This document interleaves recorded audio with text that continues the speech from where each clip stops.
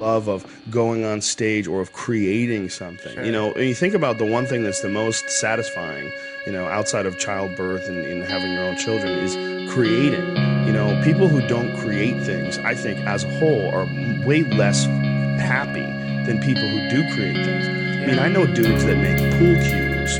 I know dudes that make belts. They make custom wallets. And there's just something that they get when they're like, you know, I bought a wallet from this dude. You buy a wallet from him. He sells you a wallet. They made it for you and shit. Like, there's a smile that he has. Like, he created something. He created a piece of artwork. And someone else is appreciating it. Wow, I love how you did this. This is awesome work. It's so clean and well done. It's like, thank you. And like, his effort and his creativity have gone into an actual object. And to us, that's very, very, very satisfying. And then there's the comedy satisfaction that you get for performing. And that's all you and I understand. You understand. I guess it's in music, it's probably just the same thing. When you create a song and people love that song. That's feeling. Creating something.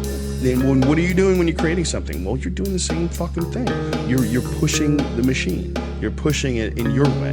And your way is making people happy and giving people some positive energy. Yeah, and also they buy your DVD, and there's an industry behind that, and they come see you at the clubs.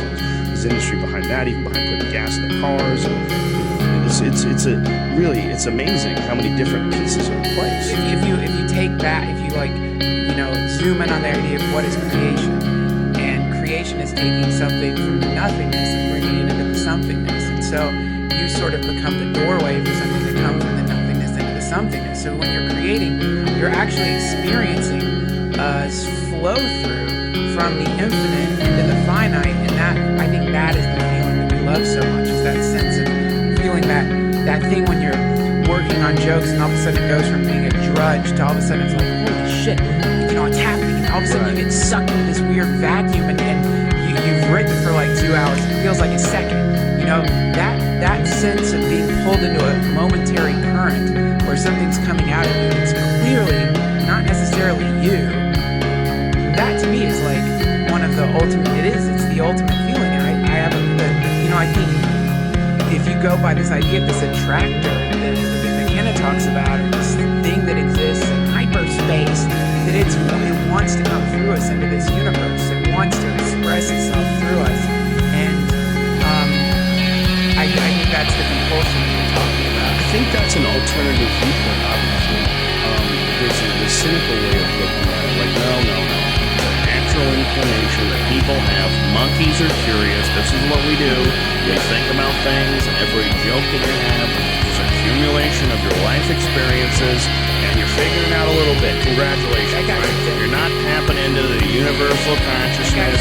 We'll be right back. Sarah Palin's on the line, and we're going to have a nice little sit-down with the future President of the United States, maybe. Huh? Yeah, well, let's hope he doesn't fuck anybody that he's not married to by imaginary rituals. The thing about it is... But you know what I'm saying? That cynical point of view about the idea of creativity. There's something to that. You have to address it. You can't always go hippie.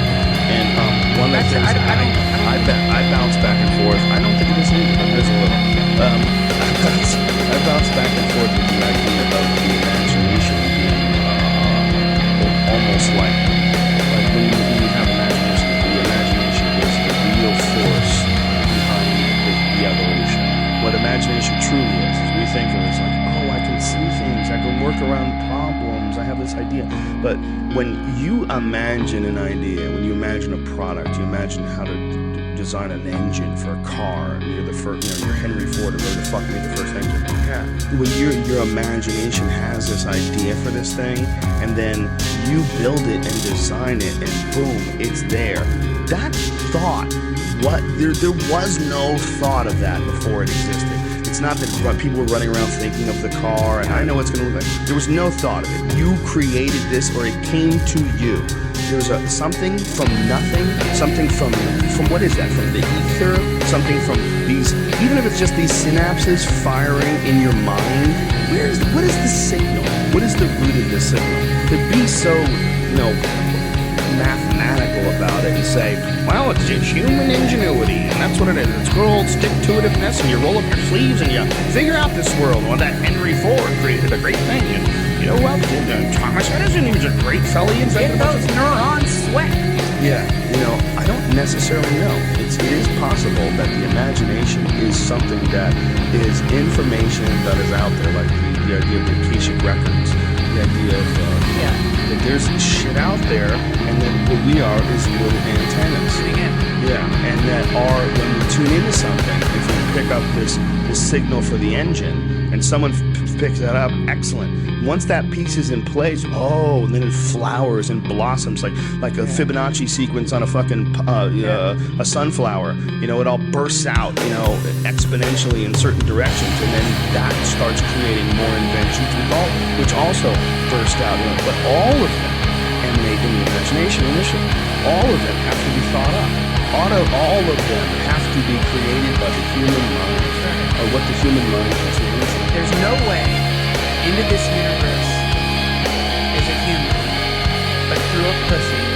And there's no way for an idea to come into this universe except through a thought. There's no way for an invention except to come through our mind. Our minds are sort of the creative orifices through which all innovation, every invention, every idea comes. It's through the human mind. Now, if you want to think that someday you just wake up, you get in the shower, and you get lucky enough and your neurons fire a certain way,